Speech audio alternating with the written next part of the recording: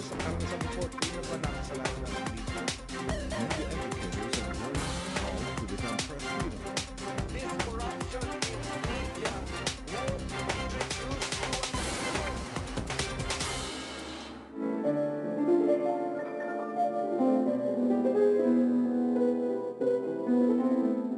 This woman from Sorsogon is a force to be reckoned with. After her husband passed away, Loida Nicolas-Lewis was left to take charge of his multi-billion business, TLC Beatrice International Holdings Incorporated. She became its CEO and chairman. Coming from a family of entrepreneurs, she has successfully managed the corporation of 64 companies based in 31 countries. Her success won her recognition by Working Woman magazine in 1994 as #1 in their top 50 women business owners in America.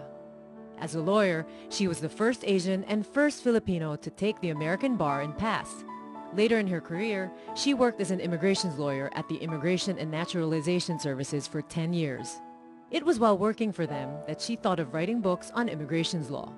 As a Filipina, she recognized the plight of every Filipino residing in the U.S. and has founded several organizations, including National Federation of Filipino American Associations and U.S. Pinoys for Good Governance. One of her present advocacies is fighting the aggressiveness of China towards the Philippine territories. China, the sleeping dragon, has awakened, and they need oil. She has 2 daughters with her late husband, Leslie and Christina.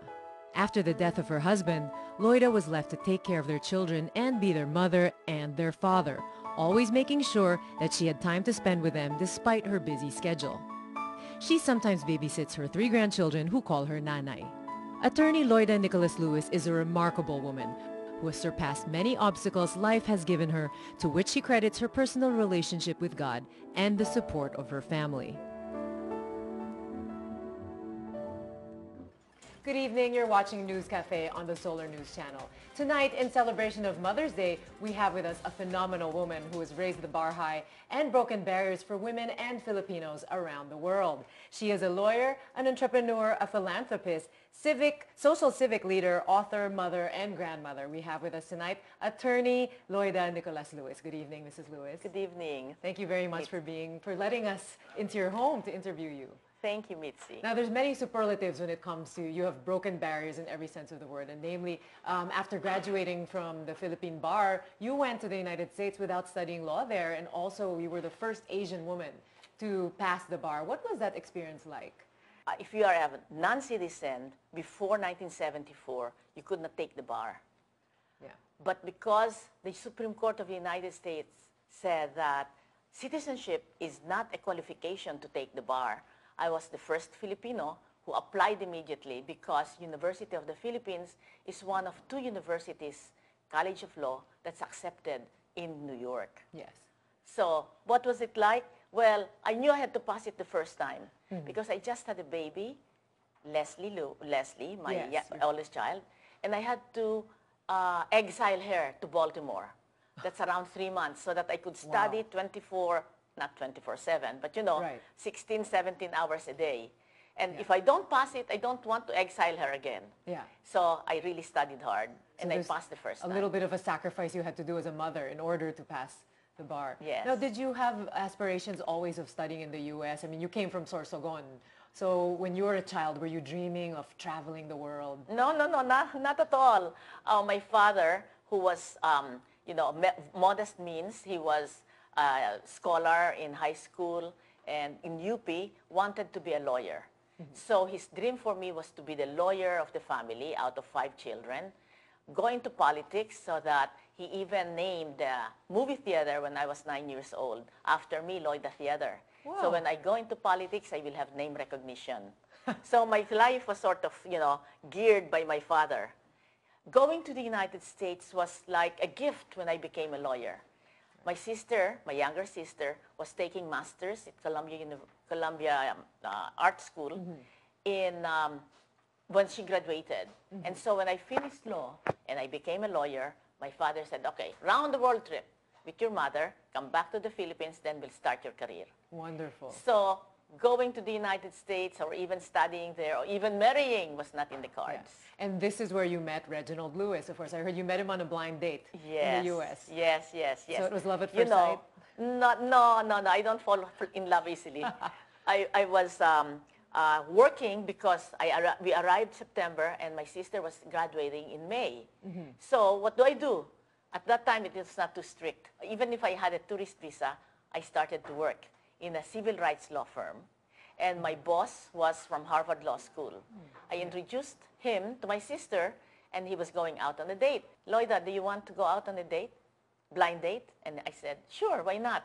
You know, adventure. Yeah. And so he called, that's when he called Reginald Lewis, a classmate of his at Harvard Law School.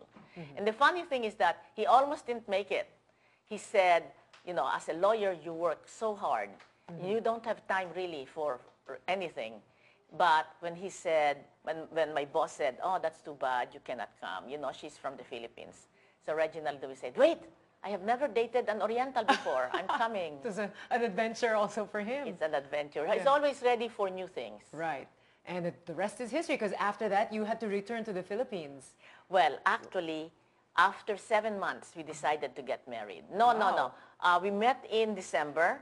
We decided we'll marry in May, around May. But then I got cold feet because then, oh my God, I'm going to leave my country, my family, my friends, my ambition. Right. And so I said, no, I can't go through with it. Yeah. So my sister and I were going back to Manila. And on the way, I was just so sad because I know in my heart, having studied in UP College of Law, Jojo Binay was my classmate. Franklin Dillon was in my, Miriam Defensor, I was with the best of the best. Yeah. And having been in UP and having met Reginald Lewis, I knew he was special. And so just on the way to San Francisco, I was so sad. And even in fact, meeting my friends, UP in Stanford, Melly was, Loida, ano ba naman? Because I wasn't talking. Talagang very dark. And one of my friends, Jerry Hill, he had died already, said, Loida, if you're that sad, why don't you just call him? I never thought of that. Yeah. Tawag ako, darling, I'm coming back. Yeah, you once said when it comes to the head and the heart wins. This is Not what happened always, to you. but in this case, it did. Right? Yes, Yeah. I knew in my heart that, somebody like him, I won't meet again. Yeah. As you said, he was very intense, and so were you. So Yes, it's almost but like he a was mirror more of intense. yourself. He Yes. was more intense. Right, Not so much a mirror, better than me. His ambition was higher than mine.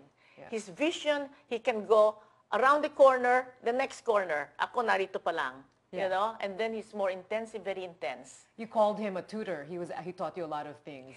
Well, in the sense that I'm a good student. So I listened to him because he's really better than I am. And so I learned, I changed, I was more or less go. Yeah. But with him, I became a woman. Well, behind every great man is a greater woman, they say. So he said you were his confidant. You gave him a lot of advice with the business. No, it's not like that. He's not someone who says, who says, what do you think?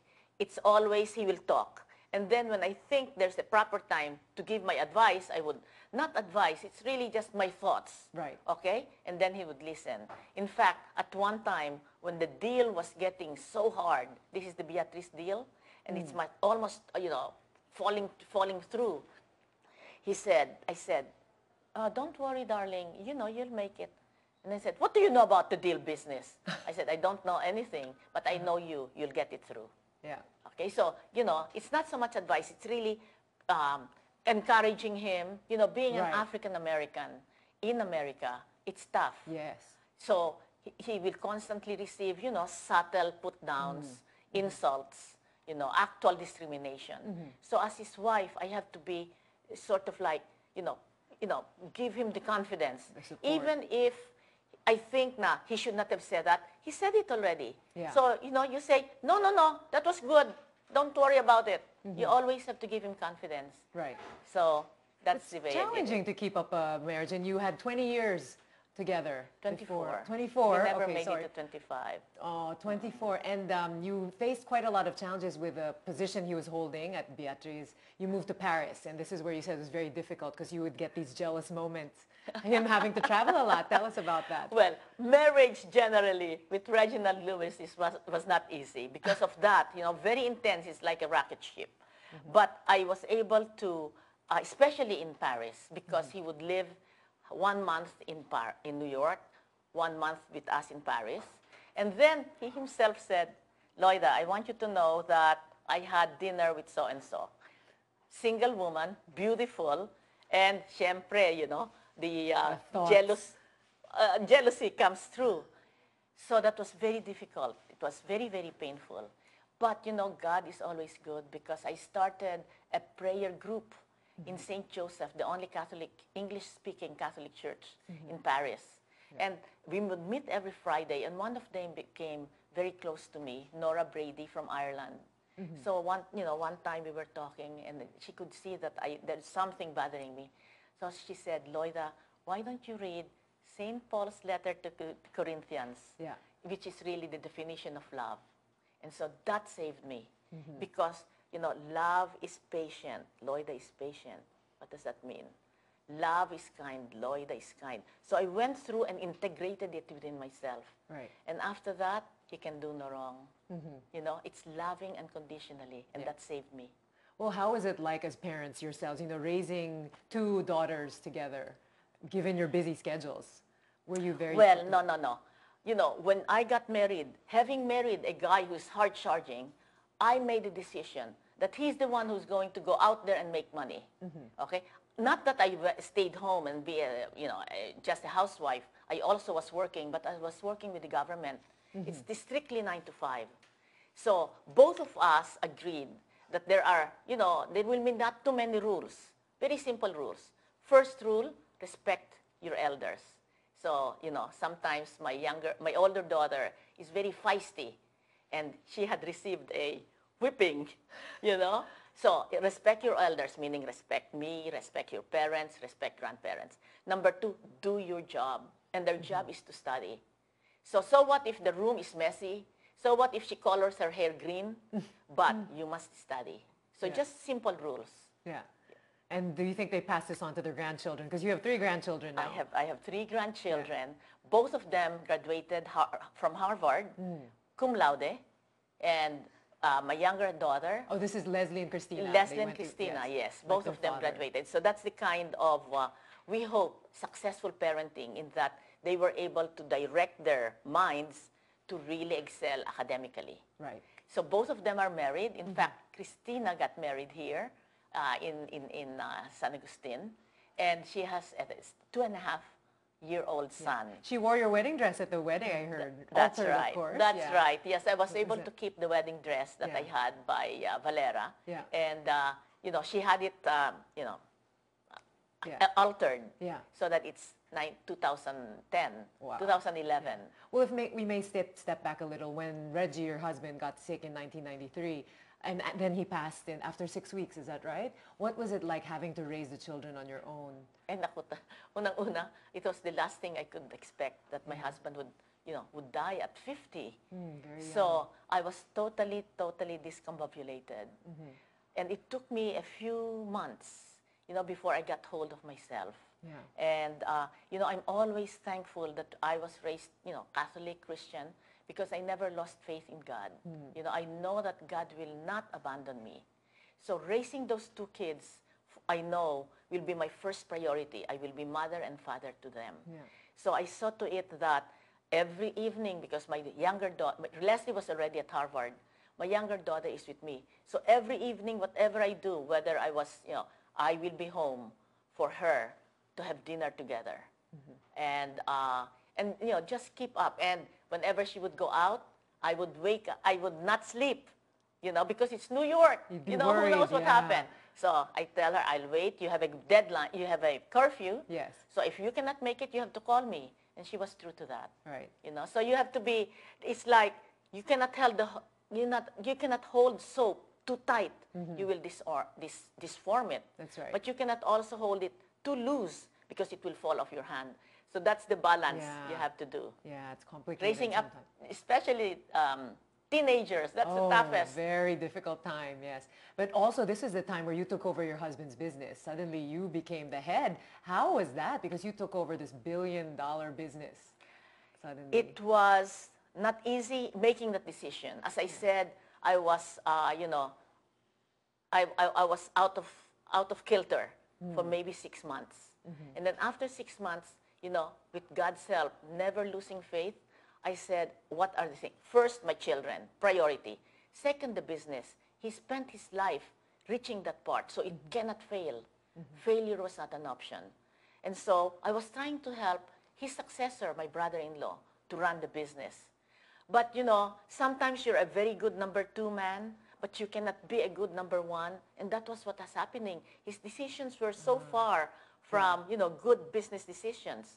So by the time the year is over, I was trying, in fact, I did interview CEOs. Oh. First of all, they were all white.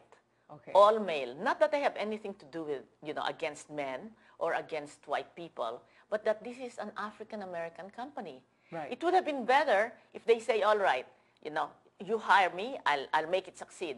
But when I asked them, can I have an assurance? Said, I'll try my best. My God, try my best. So what if you fail? It's not enough. That's not enough. Yeah. And so in the end, after prayer, I knew that I have to take over. So it was very daunting. I mean, $2 billion company, how do you Right. run it all over the world? And you were facing men at most of your meetings. Yes. All the time. Okay. So, but what's important is discernment. Yes. Able to see what is the situation. So I knew that the executives that my husband left, not all of them are, katugma, Yes. with me. So Right. I fired 50% of our corporate office. Unang-una, ang baba-baba. Our, a strong leader died. Okay, 50% of our business is in ice cream. And that summer, when the year he died, it rained in Spain and Germany and France and north, the northern, Parts in of Norway, Europe. Yeah. patay. The business went down. So when I took over, it was very simple. Your earnings are down, your income is down, your earnings are down, and your expenses are high. Yeah. What do? You have to cut expenses. Right. So that's what I did. Do you think that it's this women's instinct that really got you through? Because there's something about how women can just perceive certain things. Yes, not so much I'm a woman, but I am raised by my father and mother, who are both business people. Yes. Papa was making deals when I was little, as we are on the Rampiolas or on the seashore. Magkano yung isda? Mahal naman. Ganito lang. So you hear that, making deals. So there was an inner, that's one.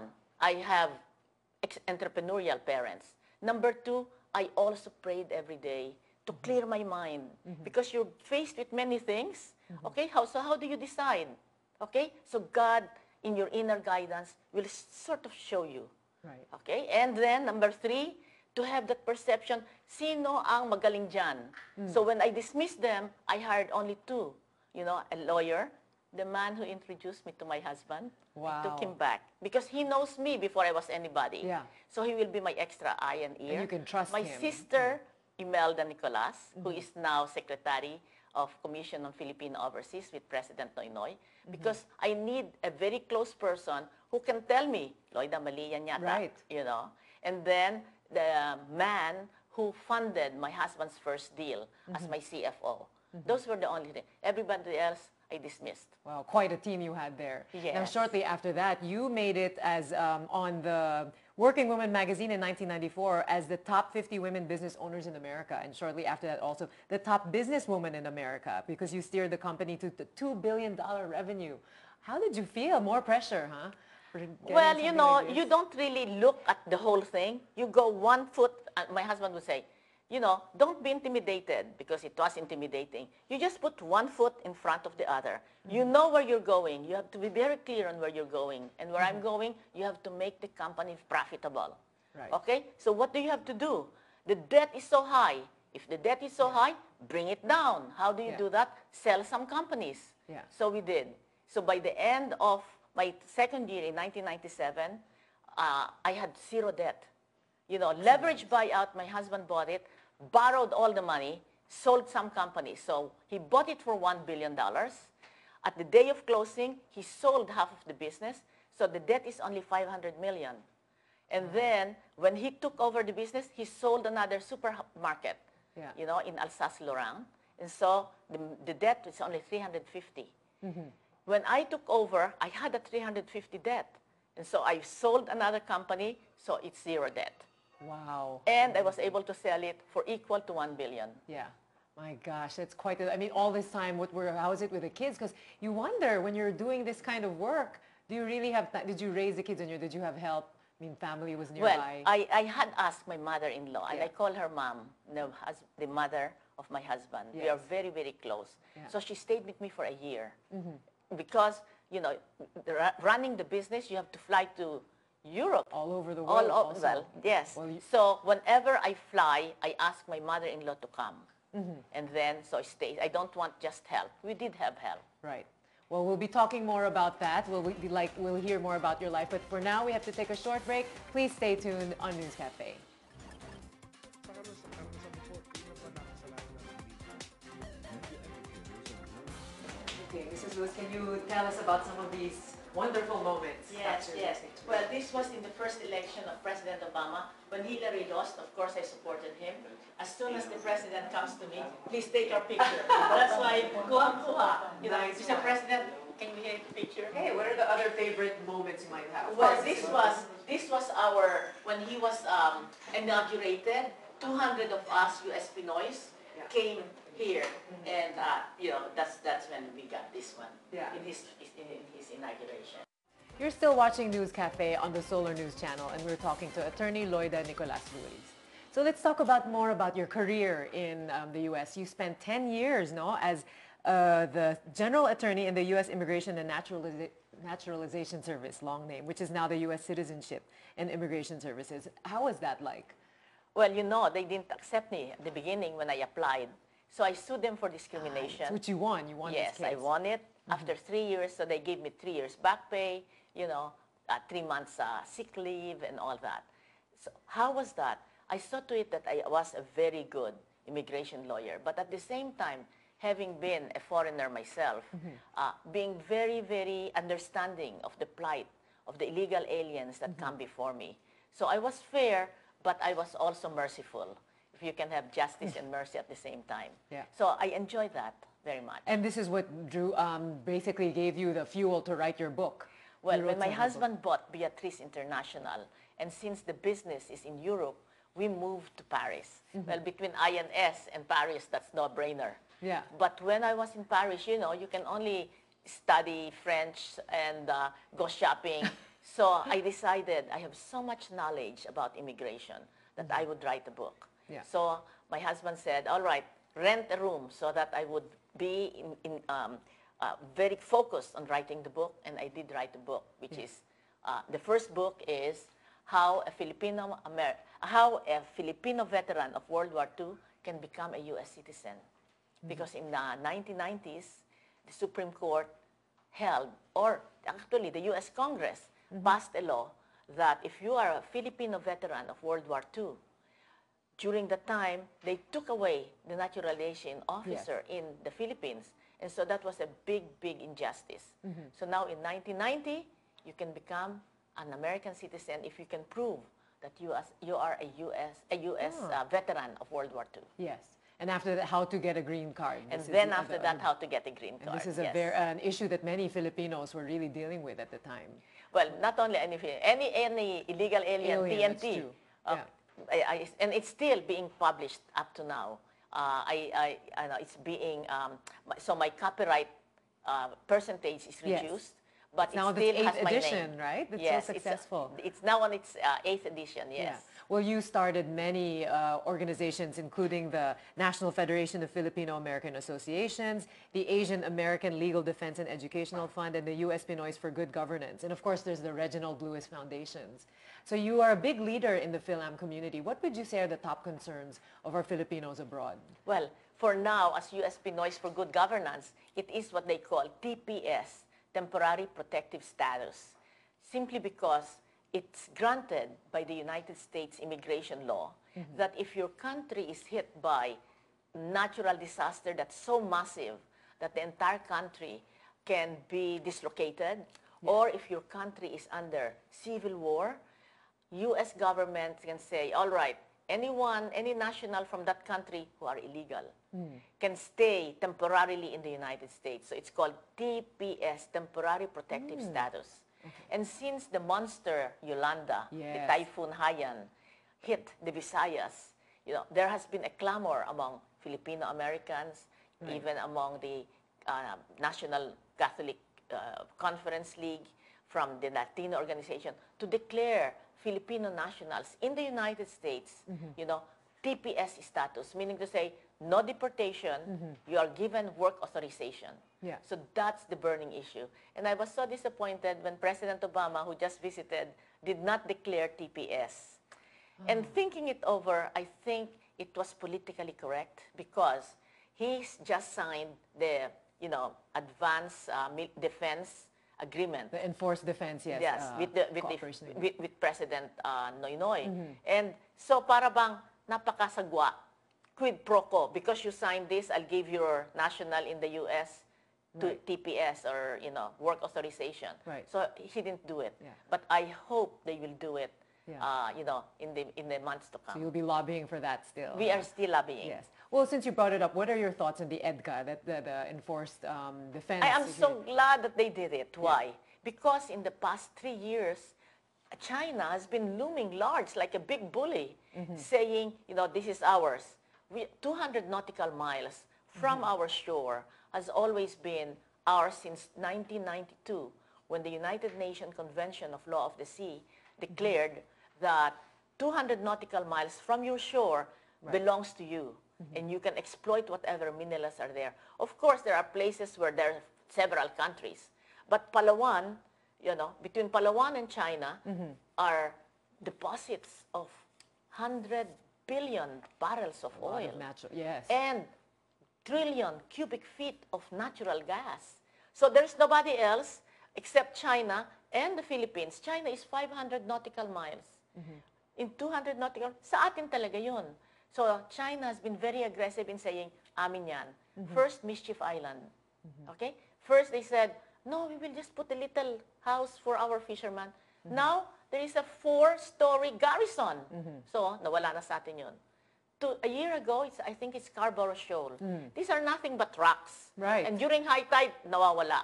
But it contains, endangered species. A lot of natural resources. Also natural resources, oil. So now, a year ago, they said, you cannot come here. And so our Philippine patrol, no, you cannot. So para bang, face to face. But then a typhoon was coming. And our Department of Foreign Affairs, Albert de Rosario, all right, because the typhoon is coming, let's both withdraw. And China said yes, and we withdrew. But China did not. And they said, no, we never promised. Nako, bullying tactics. Bulaan, no, terrible. And the last one was last month, when in Ayungin Reef, where we have our old ship, Sierra Madre, that was purposely grounded there, gunships were patrolling so that we cannot bring our food, water, and exchange of marines, So ito na naman, almost a confrontation. Pero ang galing ng Filipino, na wala, we went some other way, and so we were able to reach them and bring, exchange. So these are actions that are really very aggressive. So when the United States and the Philippines signed this defense agreement, it's a sign to China, without ka, we have a big brother behind us. Don't play foolish with us. So I'm very glad it happened. What do you think about critics saying that the agreement still has a lot of work to be done on it and it may antagonize China even more? Oh my God. Nobody can antagonize China as it is now. So with this one, anong gagawin ng China? Oy, puputukan ko kayo? You have to be worried because we have a mutual defense treaty with United States. So they will have to think twice. And all of this critic, all our sovereignty, my foot. Ito na nga ang China, kinukuha ng oil natin. This agreement is impinging on our sovereignty. So they have to, yung mga nagsasabi nun is, I think has divided loyalties. Well, you've been lobbying for this, for China, for this aggressiveness against China for a very long time now. in the U.S. in the different consulates. Many years ago, you were raising awareness on the issue and trying to get people to lobby it or demonstrate. Yes, actually, we were the first one who demonstrated because a member of our U.S. Pinoys for Good Governance said that an oil rig has been created and it was declared that it's going to go to the West China Sea. That's where it started. That's where it South started. China Sea. So we started the lobby, and when the Commission on Philippine Overseas created this diaspora, I mean, we created it, but it's through there, diaspora of Filipinos all over the world. Yeah. So our rally became worldwide, okay, against every Chinese embassy. So I think that has some effect because they still, they're trying, but, they know that there's a very vocal voice in the United States against them. Right. In fact, when we declared that, one way to fight China is to boycott China goods, suddenly there was a television program in China that says, enemy number one, Loida Nicolas-Lewis. Really? Yes. Wow. So you're on their wanted list, huh? Sort of. So I don't visit anymore. Very interesting. Well, now other issues that you've been working on also, you have Medicare portability. Tell us about this. The groups of Filipinos who came, starting with the Immigration Act of 1965, are now aging. They are reaching retirement age. And the main reason why not many of them come back here is that by 65, we have full Medicare, health benefits. Whatever expenses you have, hospital, heart is disease and all that, is paid by the U.S. government. But it's not portable, meaning to say it's only within the United States.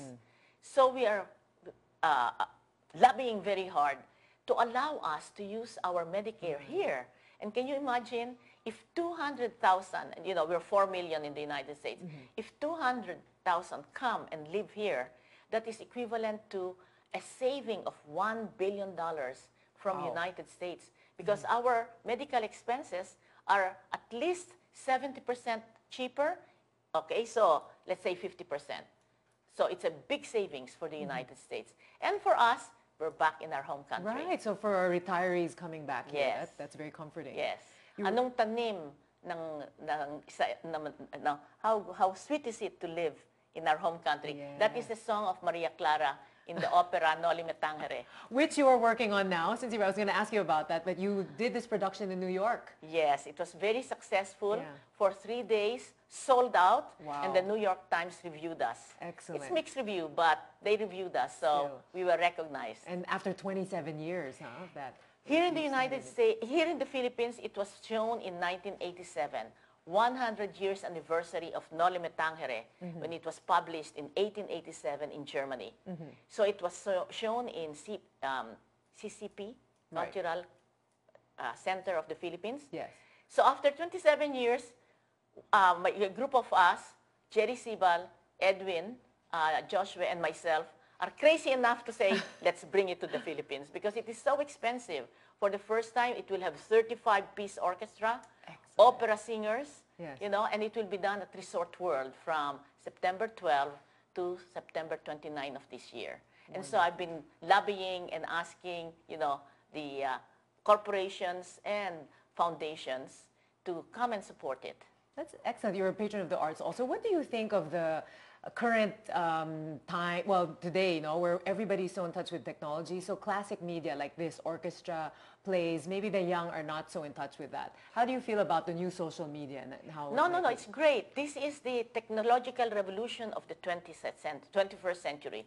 Just like from 1800s to 1900s, you used to wash clothes, there's washing machine. You used to row banca, there's a steam engine. So industrial revolution during that time. At the turn of this century, it's the technological revolution. This is the age. Even my 2-year-old, wants to Pandora to listen to the music. So it's very, very good. Yeah. Okay? Unfortunately, the young people have to remember that there is history also behind this technological history. So they should not be just the modern age. Right. They should also look back because if you don't know, ano ba yun? Kung hindi mo marunong, if you don't know how to look back, you don't know how to proceed. That's true. Okay, so culture, history, our national hero, no limitangere. It should be something also within their subconscious or Right. within their conscious mind. Yes. So that they know whence they came from and so they can move forward, Exactly. with knowledge and with confidence. You must understand your past to understand the future and the Exactly, present, right? Well, you're yes. very passionate about education. You started the Lewis College in Sorsogon. What is that like? How is it now? How has it evolved? Or how do you plan to Yes. Well, develop the it? beginning of that was really like a mistake because when my family, my Pastor Francis, my youngest brother, my sister-in-law, Melly Nicolas, Loida, there's a school for sale. Oh, good. Yes, let's buy it. buy it. And when I did my due diligence, the school was not for sale. The real estate was for sale. It was foreclosed by the bank. So we're buying it from the bank, not the school, but the land. So I said, no, atras tayo. We are not educators. We had a furniture business, Nickfer, my Yeah. parents' business, but not school. And so, well, here comes. No, Loida, alam na sa probinsya, nakakahiya, we will lose face. So we started from zero. Wow. And instead of starting 1 and 2, grade 3 and 4, we started all at once. Kindergarten, yeah. grade 1, first year high school, first year college. But thank God, with good management, especially since my nephew, the son of my pastor, Francis, is here from the United States taking care of it. It's grown from 700 to now 1,400. Excellent. And now you have a new nursing program even. And also because, nursing is always wanted, but not a nursing degree. It's only for 6 months. Oh, okay. And in fact, we have nursing the 6 months. We have some in London, in Singapore, in New Zealand, in Canada, and some in the United States. Yes. Well, you yourself are pursuing further education. Your husband and 2 children went to Harvard. So you also said that you want to do some courses in Harvard. Well, what happened is that my husband is Harvard. My daughter is Harvard. She married somebody from Harvard. Everybody's from Harvard. And so when my younger daughter was applying to Harvard, I wanted to know, was she accepted? So I called our contact at Harvard Law School, Dean Scott Nichols. And so he called me the next day and said, well, Loida, you're the only one who will have no Harvard degree. That means to say my daughter was accepted. Wow, yeah. So sabi ko, oo nga, ano. Out of place, So, sabi ako lang. So, I will not go to school for a degree, but I will get a certificate. So I joined Harvard Business School Owner-President Management course, and I do have a certificate from Harvard. So great, congratulations. Now part of the family. You also recently became part of the Migration Policy Institute. What exactly are you doing? This is an organization for the past 10 years that study the movement of people and what policy should be adopted by governments.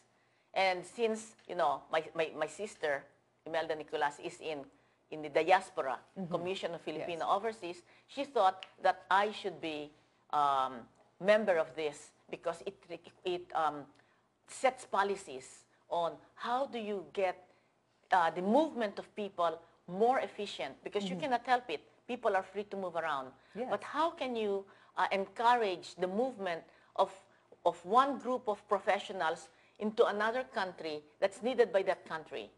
Something like that. Right. How do you feel about the Filipino diaspora? I mean, one of our biggest exports, of course, are OFWs. What is it that Filipinos really need to be aware of when they're living around the world and, coming back to their countries? There's a lot of exchange of culture ideas. What should we really, what part of our Filipino culture should we be holding up there? Or Okay. bring Well, back? first of all, I'm sure that they will not go out unless that's the only way for them to lift up their economic status, except for those who fall in love, like me. So what is my advice to them? Keep the good part of your being Filipino. And for me, that's your being spiritual, your belief that God loves you and will not let bad things happen to you if you follow His will. So faith in God. Number 2, we are also hardworking. When we are abroad, oh my God, we work 24/7. Well, we are very hardworking. And the third one, we have such heart. Okay, we consider the people we're serving like family. Right. Okay, meron tayong anong tawag doon? Malasakit. Okay. Right. So all of that, we have a very good reputation as workers abroad. Good thought. Well, we have so much more to talk about. We just have to take a short break. News Cafe will be back after these messages.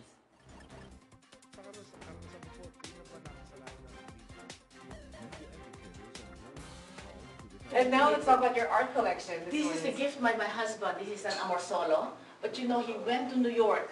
He didn't go to Paris. Yeah. If he did, he would have been Cubist. Yeah. Because this was during the time of Picasso and Yes. Braque. Okay, so my husband, because Amor Solo went to New York, 1985. many Americans bought, and by the time in 1992, some of them wanted to dispose of it, Yeah. and my husband gave it to me on Mother's Day, actually. Wow, beautiful. 1992. And this is I said, go to Sorsogon. I want you to paint something that So you like." commissioned this? They commissioned this one. So these are all, you know, his wife, his father, Jose Blanco's father, Jose Franco's father. These are his children during the time. And I said, I want my father included. Okay? And that's my father. Which And one, the he one was with the hat? 25, Or- yes. Wow! When he was 25, I gave him a picture of my father when he was 25 years old. So this is the Sorsogon Bay. That is really beautiful. So 1955. much meaning in your painting. So Yes. it really brings you back home. Welcome back to News Cafe on the Solar News Channel. We're still talking to Attorney Loida Nicolas-Lewis. So Mrs. Lewis, give us some of your top tips maybe for raising children, especially since you were a single mother, raising them. What would you say is the best advice? Well, I think the first thing that as a mother that I am very conscious of is that not to have too many don'ts. As I said before, you know, choose the things that are important to you, and then that's what you transmit to your daughter, to my two daughters. So when I came down to it, I said this, you know, a simple way, and in fact, I tell them to, when I speak before young people, 3 things. First, set your goal. Okay. Yes. Secondly, obedience to a code of ethics. And thirdly, determination to do what you want to do. So even as a mother, those are my 3 things. And for your children, you know, set your goals. You're gonna graduate. You're going to be, you know, top of your class or whatever. Obedient to do not do to others what you don't want to do, the golden rule. Yes. Obedience to a code of ethics. Right. And then you will always be, there will always be failure along the way. But don't get discouraged. Just keep going no matter what. So as a mother, I think I have been able to imply that Yes. to my 2 daughters. And what wonderful daughters you have. One is working with the Wall Street Journal. Is that right? Well, my That's youngest Christina. one was worked with Wall Street Journal, but 3 years ago she quit over a principal because there's a new owner, Robert Murdoch. Ah, But she became Ethics. yes, she became a magazine writer. But Right. now, what's so impressive about her is that she started thinking, if my father were alive today, where would he go? Because 40, 50 years ago, he went to Harvard Law School because Rockefeller Fund created a summer school program for very talented African-American men and women in college. And that's where the father was able to get into that summer program, and then the rest is history. He graduated from Harvard. He had a Right. stamp of approval. So he asked the professor, if my father were alive today, yeah. where would he go? Law, medicine? He said he would be in technology. So my daughter created a not-for-profit all-star code that will zero in on talented African-American and Latino high school boys Wonderful. and train them to be entrepreneurial and innovative. And because of that, she was cited by the White House Champions for Change. Excellent. And now she just told me she's in the semifinals for a grant of money by foundations and the president, my brother's keeper, wow. to win a certain amount if she's chosen among the 40 innovative. Maybe she can do that for Filipino scholars also, Yes, including the yes. minority. People of color. Yes, People of yes. color. Wonderful. Well, you also, speaking of, you talked about Obama again. You are supporting President Obama now. I supported him in his re-election. Right. And also in the first election. Yes, and when he Noy Noy. won the primary. Yes, but first you were supporting Hillary Clinton during the primary. Yes. So you were also for President Noynoy Aquino. You were also very supportive. Well, we campaigned very hard for him because, I have lived in the United States for more than 40 years. And what hurts me is that during all that time, the Philippines is considered top 10 most corrupt country. Yeah. And, as a businesswoman, when I speak with international, investors, Philippines, oh no, bad address. We're considered the sick man of Asia, and I'm sick of that. Yeah. So when President Noynoy, when he was senator, when he declared his candidacy, my sister, my entire family worked for him. I worked for him in the United States. So when he won, thank God, look at us now. We have become investment grade, triple B. So we are paying less taxes.